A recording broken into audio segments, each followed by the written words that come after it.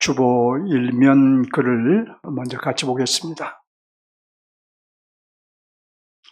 하나님의 기준으로 살자. 모든 사람들은 자신만의 기준이 있습니다. 무엇이든 내 기준에 맞으면 취하고 내 기준에 맞지 않으면 취하지 않습니다. 그리스도인들의 신앙생활에도 그런 경향이 강하게 나타납니다. 그래서 성경의 가르침을 따르지 않는 이도 있고 따라도 내 기준과 적절하게 타협하는 이도 있습니다. 우리는 이런 행태를 불순종이라고 합니다. 그러니까 우리의 불순종은 하나님의 기준과 나의 기준이 다를 때에 나의 기준을 따르는 것입니다. 우리가 내 기준, 곧 내 마음이 원하는 것이나 내 생각을 내려놓고 하나님의 기준을 존중하지 않는 한 순종하는 그리스도인이 될 수 없습니다. 당연한 얘기지만 순종하지 않으면 하나님을 기쁘시게 하는 그리스도인이 될 수 없습니다. 전도에 대해서도 우리는 나름의 기준을 가지고 있습니다. 신앙생활 하면서 꼭 전도는 하지 않아도 된다고 생각하는 이가 있습니다. 전도를 하는 것은 좋은 일이나 우선순위는 아니라고 생각하는 이도 있습니다. 이런 사람들은 결국 자기 기준으로 신앙생활을 하는 것입니다. 반면에 전도하기를 간절히 원하는 성도도 있습니다. 한 명이라도 좋으니 전도하고 싶어하는 성도도 있습니다. 그는 한 영혼을 위해서라면 자기를 희생하는 것을 망설이지 않습니다. 그 영혼을 섬기는 것이 필요하다 싶으면 주저하지 않고 섬깁니다.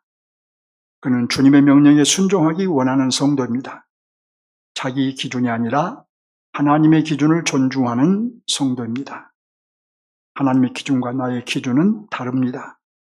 하나님의 기준으로 살아야 성숙한 신앙인이 됩니다. 아멘. 이제 오늘 우리가 청년부 헌신 예배로 이렇게 드리고 있는데, 그렇지만 우리 모두의 헌신 예배가 되기 원합니다. 저는 말씀을 준비하면서 우리 청년들의 미래와 또 우리 성도들의 미래, 여러분의 내일을 생각하며 말씀을 준비했습니다. 특별히 우리 청년들은 자신들이 오늘의 교회의 미래라는 사실을 좀 더 분명하게 좀 인식을 했으면 좋겠다. 오늘의 교회의 미래로 그리고 자신을 준비해가면 좋겠다. 이런 생각을 했습니다. 내가 오늘의 교회라는 미래라는 생각을 하면 내가 어떻게 오늘의 교회의 미래로 자라갈 수 있을까? 어떻게 하면 준비해 갈 수 있을까? 고민이 되리라고 생각을 합니다. 현 시대는 그리스도인이 되기를 포기하고 그저 교회만 다니는 교인으로 남기를 원하는 시대입니다. 교회만 다니는 사람의 특징은 주님을 사랑하는 마음은 냉랭하죠. 그러나 자신과 세상을 사랑하는 데는 아주 뜨겁습니다. 하나님의 나라는 꿈꾸지 않고 자신의 육적인 꿈을 밤낮으로 키워갑니다. 이런 현상은 더 가소화될 것이고 신실한 그리스도인 청년들은 점점 찾아보기 힘들게 될 것입니다. 그래서 저는 안타까운 마음이 크고 우리 오늘 교회 청년들은 달랐으면 좋겠다. 구별되었으면 좋겠다. 이런 마음이 너무 강합니다.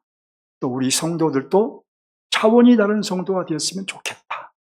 우리가 바른 교회를 외치면서 이렇게 왔는데 또 여러분들이 우리 교회는 바른 교회를 이루는 교회야 라고 자부심을 가지고 있을 터인데 과연 바른 교회를 이루겠다는 목표로 가진 성도들답게 우리 청년들도 우리 장년들도 달라야 되지 않겠냐는 것입니다.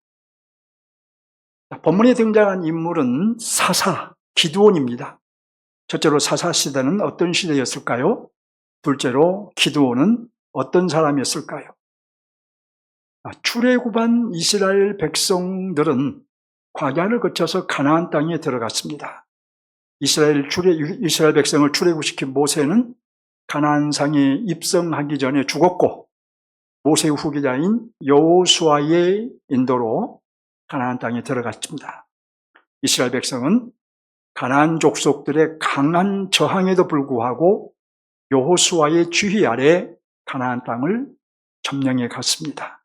하지만 여호수아가 죽고 나자 이스라엘 백성은 조금씩 가나안화되었습니다. 요즘 말로 말하면 세속화된 것입니다. 하나님만 섬겨하는 하나님의 백성들이 하나님을 버리고 가나안 족속들이 섬기는 우상을 섬겼습니다. 하나님의 백성인지 이방 족속인지 구별이 안 될 정도였습니다. 이스라엘 백성은 사실 하나님께 버림을 받아도 마땅했습니다. 하지만 하나님은 그들을 버리지 않으셨습니다. 하나님은 그들을 출애굽시켜서 가나안 땅으로 인도하신 그 목표를 포기하지 않으신 것입니다. 그래서 극단의 조치를 내리셨는데 바로 그들을 징계하신 것입니다. 하나님의 뜻을 따라 살지 못하는 그 백성들을 포기하지 않으셨기에, 그들을 고아처럼 버려두지 않으셨기에 그들을 징계하신 거예요. 이스라엘 백성을 가나안 족속들에게 넘기셔서 그들의 지배를 받으며 고통을 겪게 하신 것입니다. 하나님의 징계를 받은 이스라엘은 다시 하나님을 찾았습니다. 자신들의 잘못을 인정하고 회개한 것입니다. 하나님은 회개한 그들을 구원하여 주셨습니다. 하지만 이스라엘은 하나님의 은혜를 망각하고 또 다시 범죄하곤 했습니다. 사사시대의 이스라엘 백성들의 삶은 범죄, 징계, 회개, 구원, 망각, 그리고 재범죄하는 이런 사이클이 반복되었던 것입니다. 그래서 우리는 사사시대를 영적으로 어두움이 짙은 시대라고 말하는 거예요. 사사시대가 영적으로 어두운 시대였다면 일단 본문에 기드온이 등장한 때도 마찬가지였겠죠.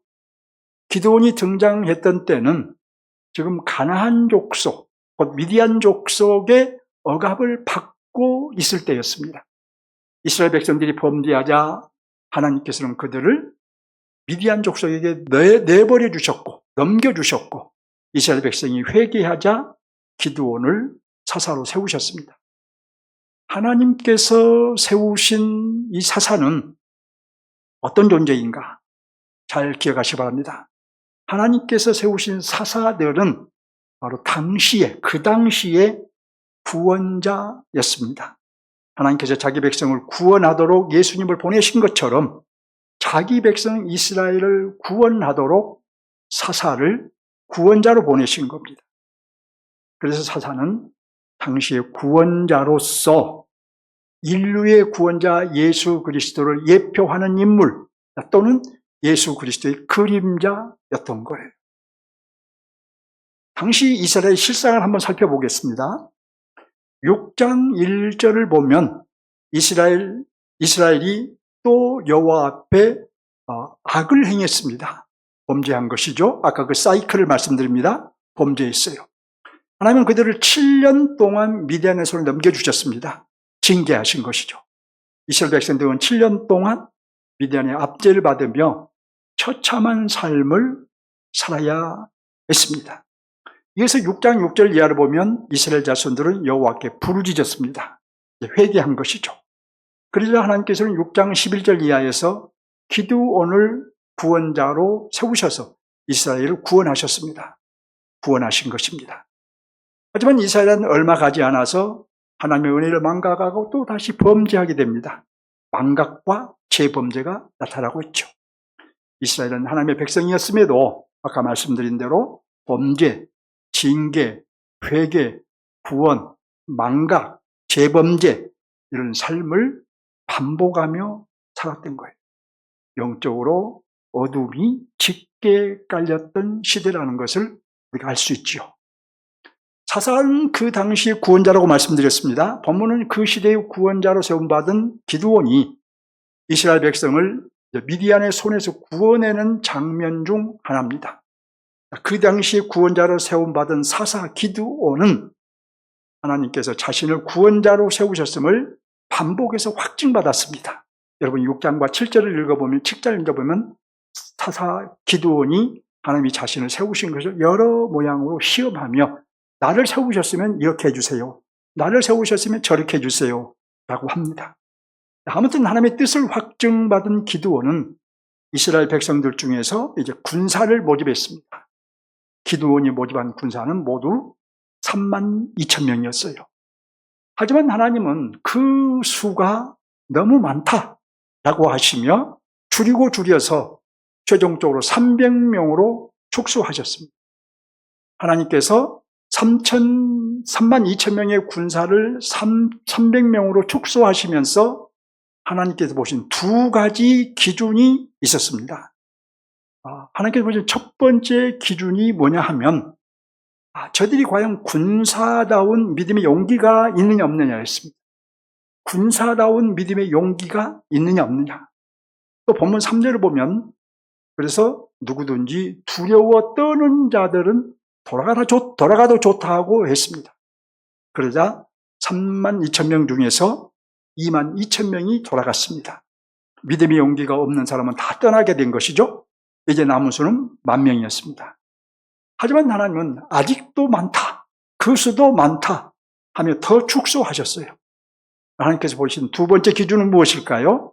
본문 4절을 보면 두 번째 기준으로 군인다운 태도를 보셨어요. 기드온은 하나님의 지시를 따라서 남은 10,000명의 군사들을 물가로 데려가서 물을 마시게 했습니다. 어떤 이들은 손으로 이렇게 물을 떠서 핥으며 마셨고, 어떤 이들은 무릎을 꿇고 직접 입을 물에 대고 마셨습니다. 이렇게 두 종류의 사람들로 나타났어요. 그러면 이들 중 어떤 사람들이 선택받았을까요? 본문 7절 이하를 보면 하나님은 손으로 물을 떠서 핥듯이 마신 이 300명만 남기고 다 돌려보내게 하셨습니다. 무릎을 꿇고 천천히 물을 마신 이들은 군사다운 태도, 그러니까 긴장감이 없다고 보신 거예요. 반면에 손으로 물을 떠서 핥듯이 맞은 이들은 곧바로 전투에 임할 수 있는 긴장감을 가지고 있다고 보신 것입니다. 이제 기드온은 300명의 군사로 미디안과 전쟁을 수행해야 했습니다. 자, 이제 기드온은 이렇게 300명으로 전쟁을 수행해야 하는데 왜 하나님은 기드온의 군사를 겨우 300명으로 확정했을까요? 왜 그랬을까요?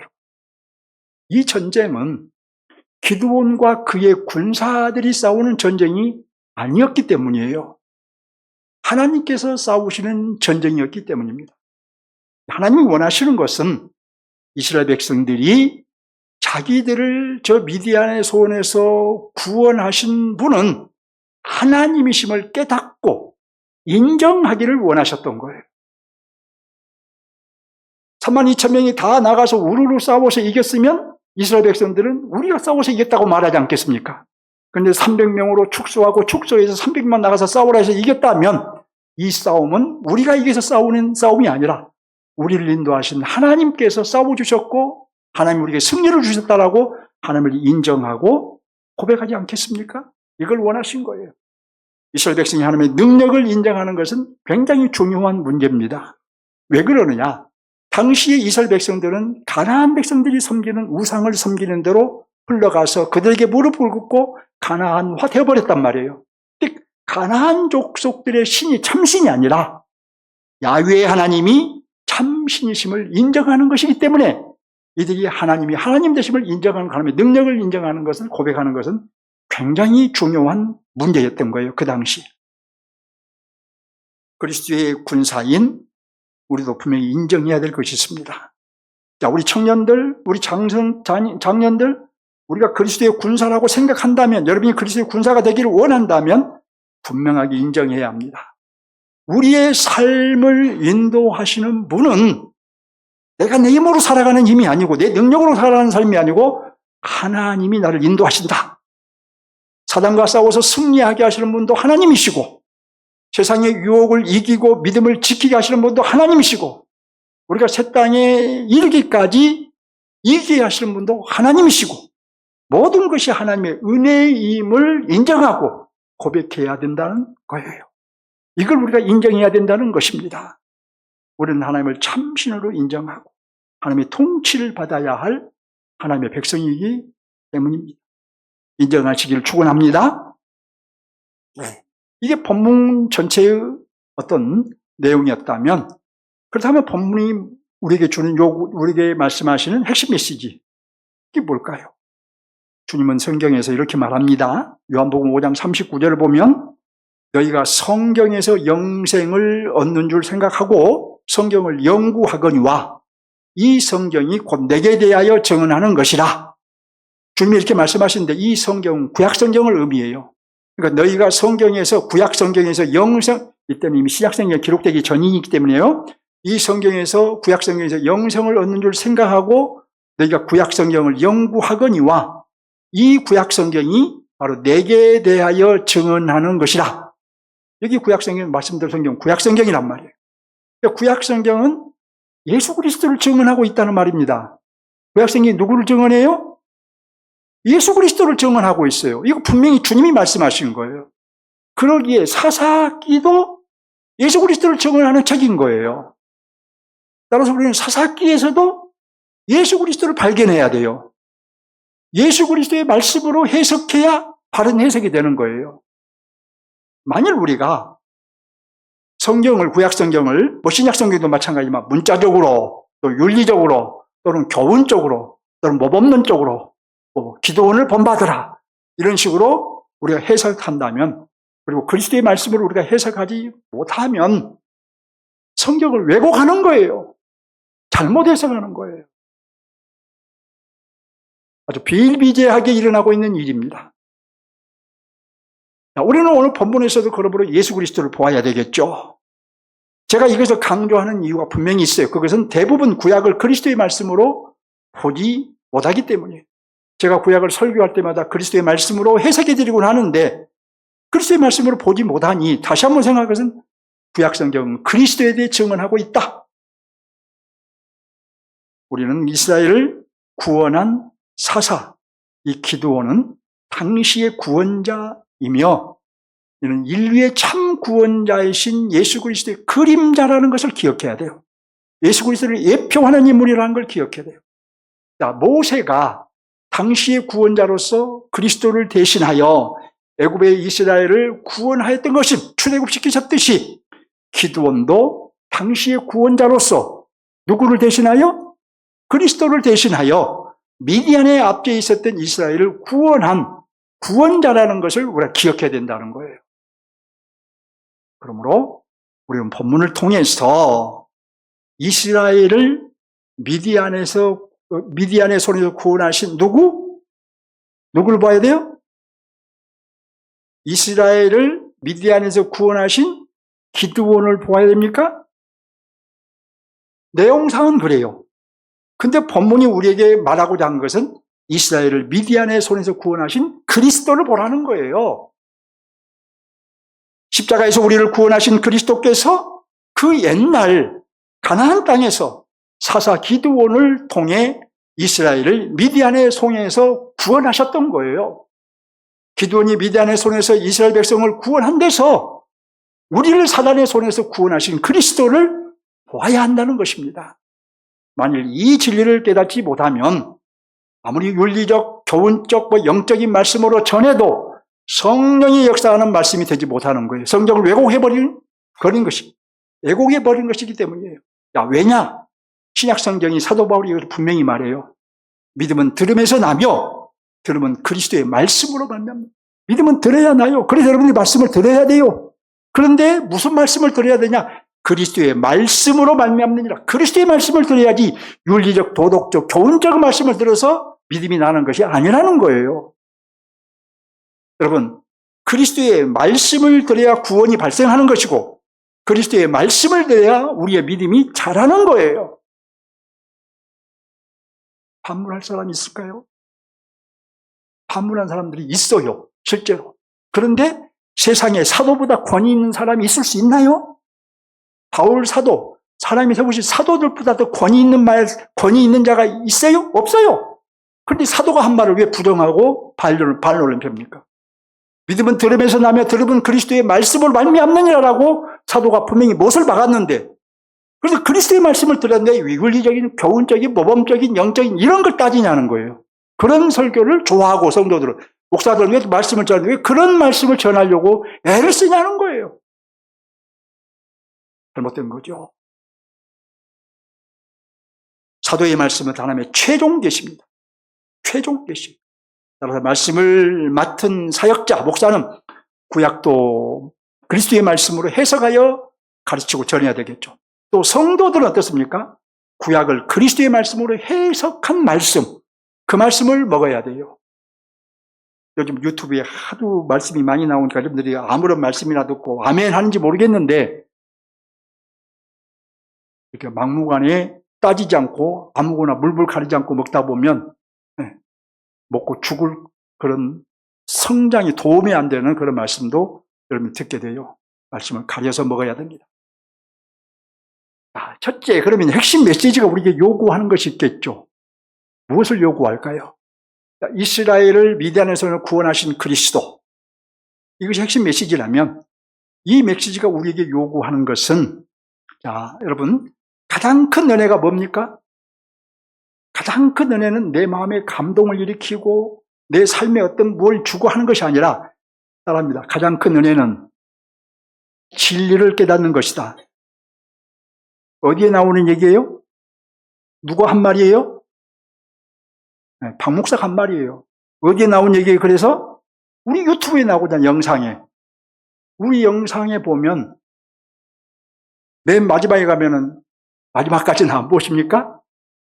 맨 마지막에 보면은 진리를 깨닫는 것이 가장 큰 은혜입니다 라고 초록색 바탕에 검정색 글씨였던가요? 팍 떠요.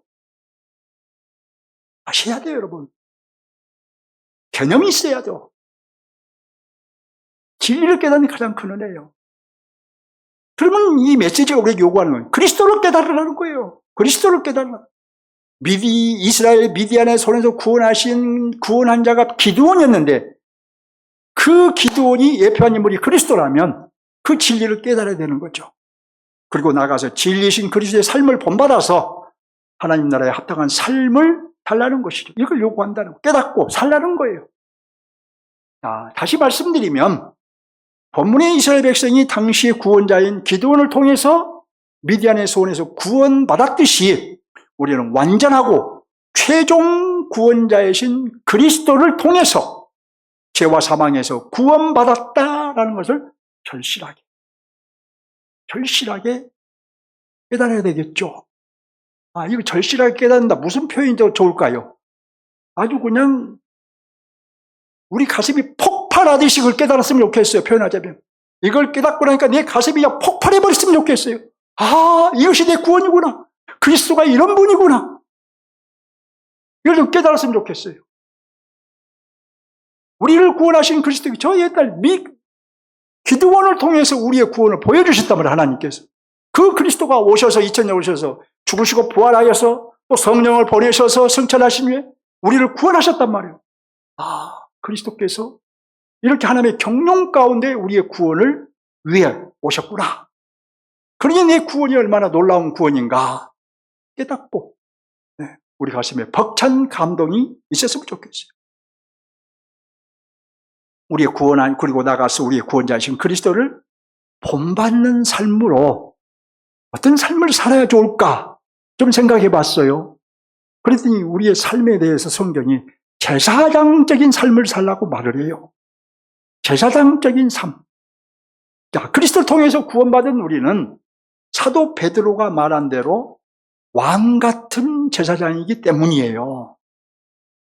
자, 왜 본문에서 그런 그리스도를 깨달아야 하고 그리스도를 본받아 제사장적인 삶을 살아야 하는가? 첫째로 기드온이 반복된 얘기지만 이스라엘을 미디안의 손에서 구원하였다 함은 그리스도께서 우리를 사단의 손에서 구원하실 것을 애표론적으로 보여주셨으며 그리고 실제로 우리를 구원하셨기 때문이에요. 그러므로 우리는 기드온의 이스라엘 구원을 보면서 우리를 구원하신 그리스도를 보아야 하는 거예요. 여러분, 이 사사기 6장과 7장이 기드온 얘기를 보면서 기드온을 볼 때는 항상 그리스도를 떠올려야 되겠죠. 둘째로 기드온이 이스라엘 백성을 구원하였다 함은 가나안 땅에 하나님의 나라를 세우는 일이었듯이 바로 하나님의 나라를 우리도 제사장적인 삶으로 하나님의 나라를 확장해야 하기 때문이에요. 우리는 기드온의 이스라엘 구원 사건을, 그러니까 옛날에 있었던 이스라엘의 역사로만 보지 않고 또 우리는 지금도 진행되는 역사, 사건으로 보아야 합니다. 그 옛날에 있었던, 가나안 땅에 있었던 그 옛날 얘기가 아니라 지금도 이 사건은 일어나고 있는 사건이다. 기드온의 이스라엘 구원 사건은 그리스도를 통해서 나를 구원하신 사건이 되었죠. 그리고 지금은 나를 통해서 세상 구원이 일어나는 사건이 되게 해야 된다는 거예요. 이제는 그리스도께서 우리에게 그 일을 맡기고 가셨어요. 이제는 우리가 300용사가 되었어요. 우리에게 성령을 주셨어요. 이제 우리에게 그 일을 감당하라는 거예요. 이런 면에서 여러분, 오늘 본문은 기드온과 그의 용사들에 대한 말씀이지만 신학적으로 말하면 그리스도와 그의 용사들에 대한 말씀이에요. 그리스도와 그의 용사들. 여기서 용사는 누구겠습니까? 그 용사들이란 바로 저와 여러분을 말하는 거예요. 자, 저의 메시지는 전도를 강조하는 측면도 있지만 좀 더 광의적인 의미로 그리스도의 나라를 세우라는 메시지. 그런데 여러분, 그리스도의 나라를 세우기 위해서는 우리가 먼저 그리스도의 통치를 받아야 가능합니다. 자, 모두에서 말씀드린 대로 교인으로 살지 말고 그리스도인으로 살아야 가능해요. 교인은 그리스도의 통치를 받지 아니하는 사람이고 그리스도인은 그리스도의 통치를 받는 성도인 것입니다. 우리는 그리스도의 통치를 받는 그리스도인이 되어서 우리의 삶, 나의 삶 전 영역에서 그리스도의 나라를 세워야 돼요. 네, 가정에서도 그리스도의 나라를 세워야 돼요. 하나님의 나라를 세워야 돼요. 직장에서도 그리스도의 나라, 하나님의 나라를 세워야 돼요. 가정이나 직장이나 그리스도의 통치가 임하는 가정이 되게 하고 직장이 되게 하고 나를 통해서 그렇게 해야 돼요.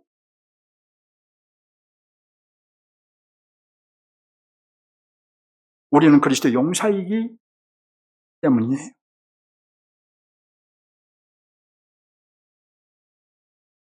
우리는 육적으로 손해를 봐도, 인간적으로 손해를 봐도 그렇게 살아야 합니다. 이 얘기를 하는 것이 당사자의 제가 양해를 구하지 않아서 지금 계속 제가 망설이고 있는데 하겠습니다. 우리 박장로님 얘기를 좀 하겠습니다. 박장로님 이해를 해주시기 바랍니다. 여러분이 아신 대로 박장로님이 평생 교편을 잡고 살았는데 그냥 평교사로 교편 생활을 마치셨어요. 근데 그 이유 중에 하나가, 제가 다는 몰라도 제가 알고 있는 이유 중에 하나가, 교사들도 모두 직장인들 그런 것처럼 뭐라 합니까? 끝나고 나서 같이, 뭐라고 그래요, 직장인들? 같이 밥 먹는 거? 회식. 네. 회식도 하고. 회식하면 반드시 우리나라는 뭐가 있어요? 술이 있죠. 박장로님이 그 술 꼬닥꼬닥 받아 맞았으면 교감됐겠죠. 근데 그걸 거절하고, 나는 장로입니다. 이렇게 인간적으로, 육적으로 손해를 받잖아요. 교감이 되어서 교편을 두고 교장이 돼서 교편을 놨으면 얼마나 더 인간적으로 더 영광이겠습니까? 근데 인간적인 영광을 포기하고 이렇게 그리스도를 직장에서 드러낸 거예요. 네. 그리스도 용사한 거죠. 그리스도의 나라를 세우는 것은 마찬가지예요.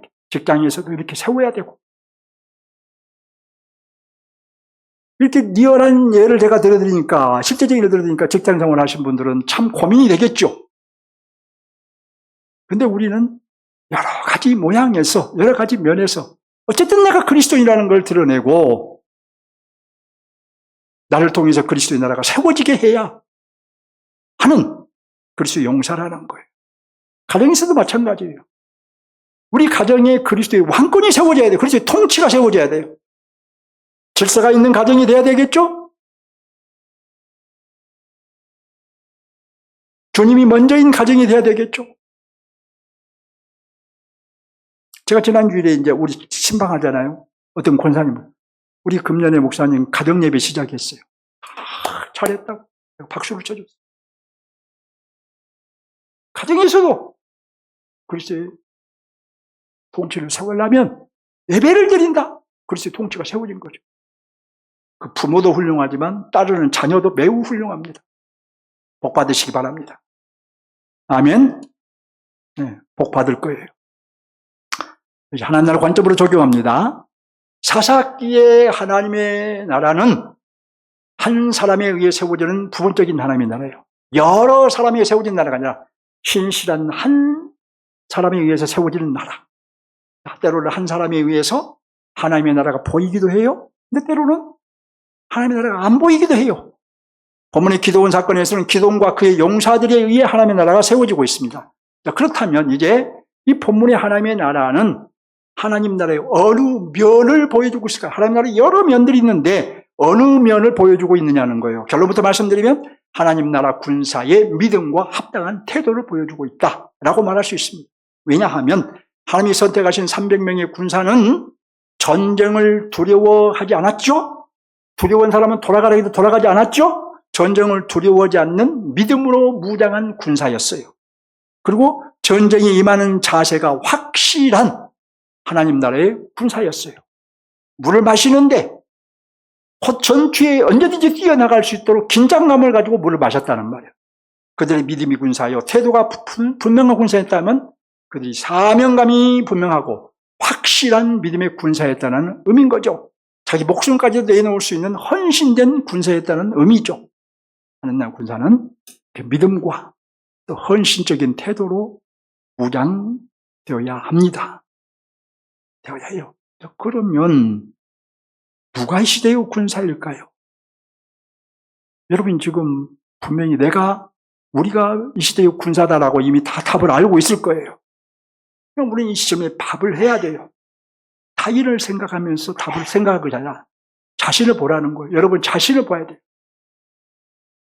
저를 비롯해서 여기에 모인 우리 모두가 우리 자신이 하나님 나라의 군사로 부름받은 줄 알아야 합니다. 성경은 이렇게 말을 해요. 그는 나의 형제요, 함께 수고하고 함께 군사된 자요. 사도는 빌립보 교회가 사도에게 보낸 에바브로디도를 두고 사도 자신과 함께 하나님 나라의 군사된 자라고 말합니다. 사도 자신만 군사가 아니라 에바브로디도라는 이 평신도 그도 하나님 나라의 군사라고 분명히 말해요. 하나님은 우리가 이 시대의 에바브로디도가 되기를 원하신 줄 믿습니다. 또 성경이 이렇게 말합니다. 너는 그리스도 예수의 좋은 군사로 나와 함께 고난을 받으라.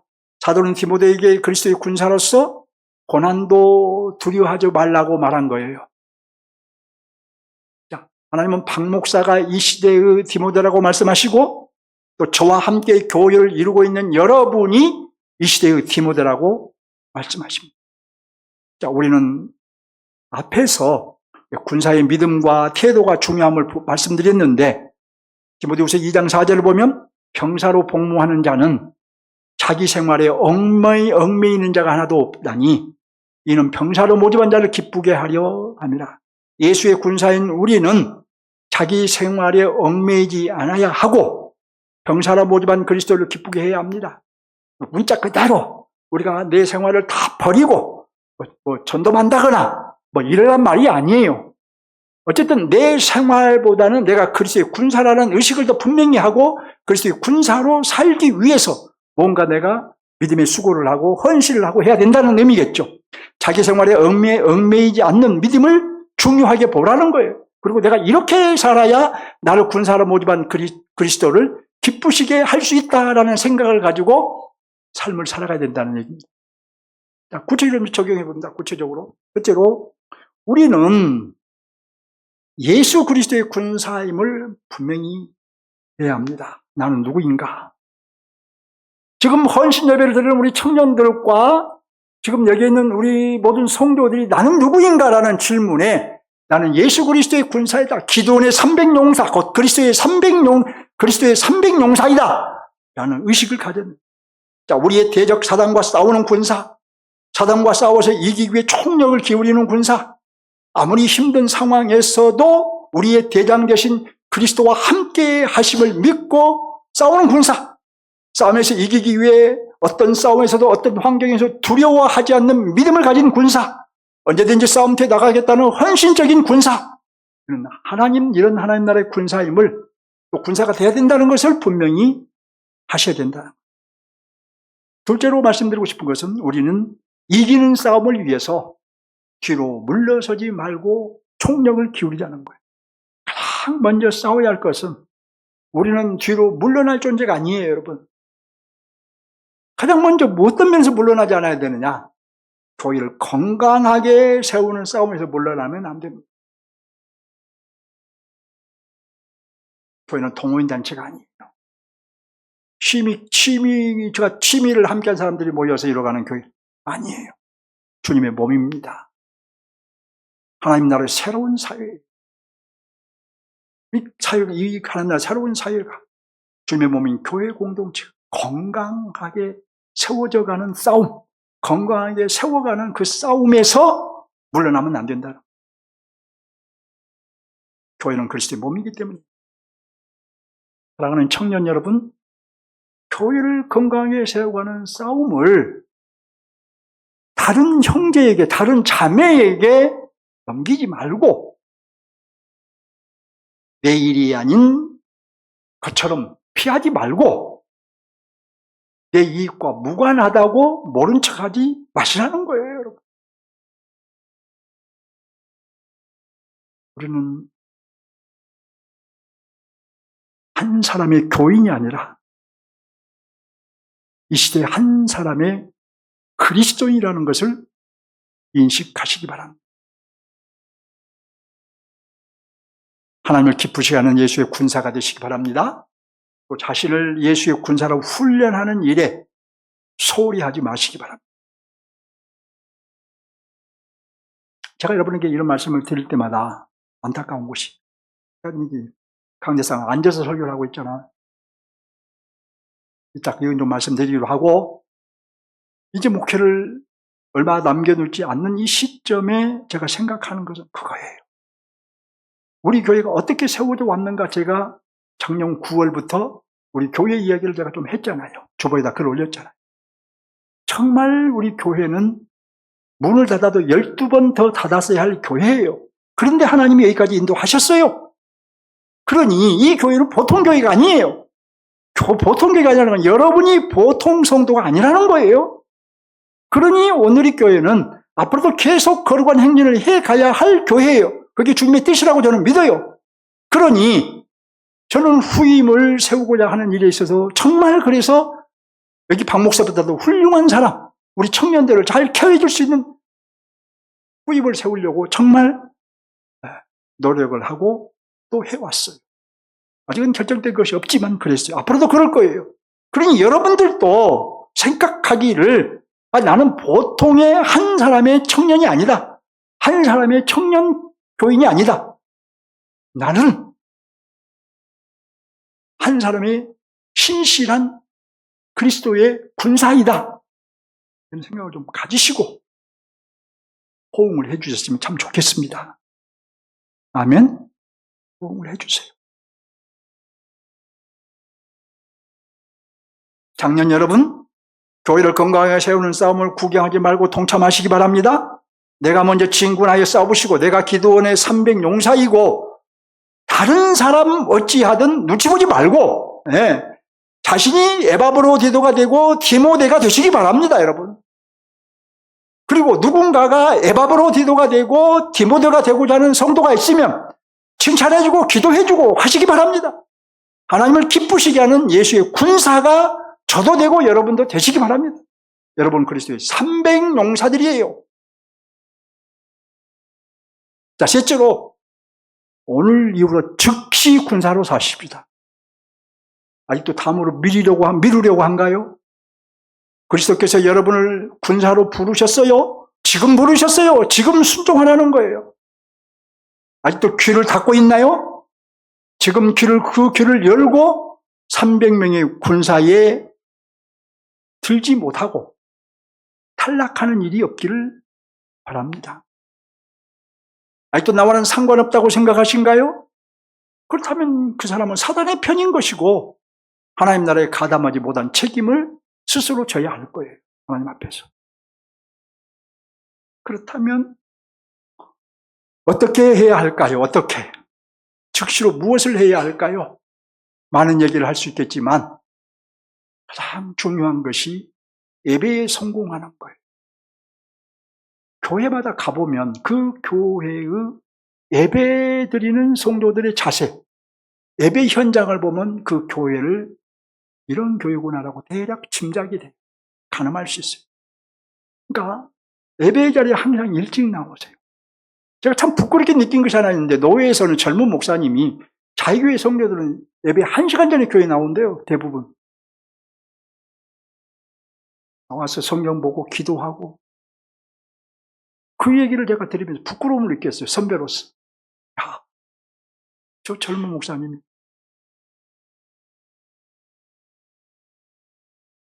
일찍 나오세요, 여러분.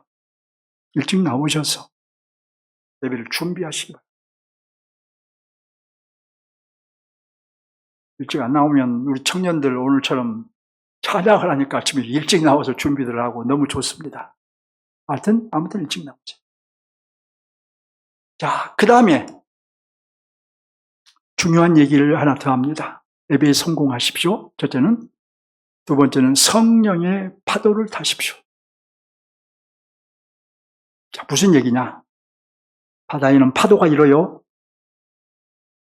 교회에는 성령의 파도가 일어납니다. 바다에서 일어나는 파도는 눈에 보이죠? 근데 성령의 파도는 잘 안 보일 수 있어요. 예민하면 보여요. 영적으로 예민한 사람은 볼 수 있어요. 성령께서 우리 교회에 일으키신 파도를 타라는 거예요. 여러분 서핑을 아시죠? 서핑. 파도가 일어났을 때에 그 파도를 타는 걸, 그 파도를 못하면 물에 빠지잖아요. 물에 빠져버리잖아요. 교회에서 일어난 성령의 파도를 타지 못하면 추락해요. 성도로서 후퇴합니다. 찬송할 때 함께 찬송하고 함께 기도하고 함께 말씀에 집중하여 아멘으로 화답하고 영적인 파도를 타시라는 거예요. 성령께서 교회 안에 영적인 파도를 일으키시는데 그 파도를 타지 않고 구경꾼이 되어 있다면 결국 성장할 수 없고 교회를 건강하게 세워갈 수 없어요. 그러니 이 성령의 파도를 타시라는 거예요. 성령께서 일으키는 파도를 함께 타시기 바랍니다. 타세요. 그래서 뭐든 좀 적극적인 자세로, 긍정적인 자세로, 은혜를 받겠다는 자세로 우리가 임해야 성령의 파도를 잘 탈 수 있을 것입니다. 여러분은 기도원의 300용사입니다. 여러분 그리스도의 300용사예요. 자, 그래서 그리스도의 용사인 여러분에게 몇 가지를 부탁드리며 마치려 합니다. 여러분의 신앙이 성숙하게 하십시오. 여러분의 인격이 그리스도의 인격으로 자라게 하십시오. 한 영혼을 구원하는 일에 동참하십시오. 우리의 금년 3대 목표죠. 그리스도의 나라를 세우는 일에 앞장서십시오. 이런 헌신을 다짐해야 오늘 예배가 헌신 예배답지 않겠습니까? 청년들은 내가 온누리교회의 미래라는 사실을 기억하십시오. 장년들은 어떻게 신앙생활을 하는지 청년들에게 보여주시기 위해서 힘쓰십시오. 어찌하든 기도원의 300명의 용사로 사십시오. 어찌하든 그리스도의 300군사로 사십시오. 이 시대의 디모데가 되시고 에바브로디도가 되십시오. 우리가 이렇게 다짐을 해야 오늘 예배가 하나님이 받으시는 헌신 예배가 되지 않겠습니까?